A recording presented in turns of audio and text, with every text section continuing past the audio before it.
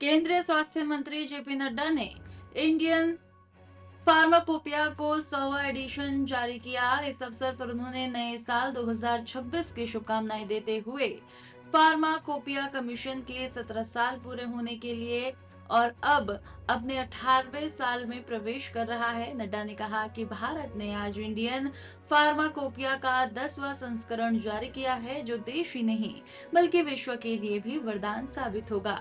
उन्होंने इसे भारत की नियामक प्रणाली की नींव और गुणवत्ता के बेंचमार्क को स्थापित करने वाला सराहनीय कदम बताया। नड्डा ने कहा कि फार्माकोपिया कमीशन ने बहुत ही कम समय में लंबी यात्रा तय की है और स्वास्थ्य क्षेत्र के मानकों को सुदृढ़ बनाया है।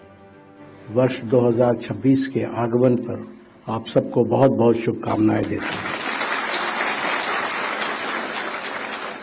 आपको इस बात के लिए भी शुभकामना देता हूं कि फार्माकोपिया कमीशन ने 17 साल पूरे कर लिए हैं।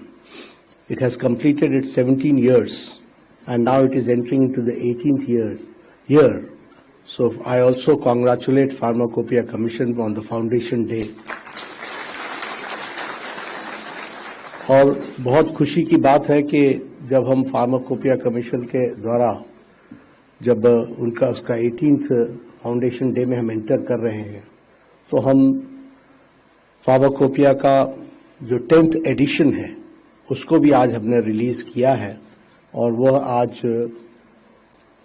भारत के लिए और दुनिया के लिए एक तरीके से वरदान भी सिद्ध होगा और फार्माकोपिया की दुनिया में वह एक अपना स्थान बनाएगा।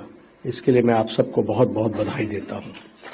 हम जानते हैं कि इंडियन फार्माकोपिया ने जो काम किया है वह एक तरीके से उसने रेगुलेटरी सिस्टम की नींव को रखा है और उसको सुदृढ़ किया है, उसको मजबूत बनाया है और इसके साथ साथ क्वालिटी में बेंचमार्क स्थापित करने का जो रेगुलेटरी सिस्टम को ने लागू करना है, उसको जो बेंचमार्क्स देने का काम किया है वो फार्माकोपिया कमीशन ने किया है।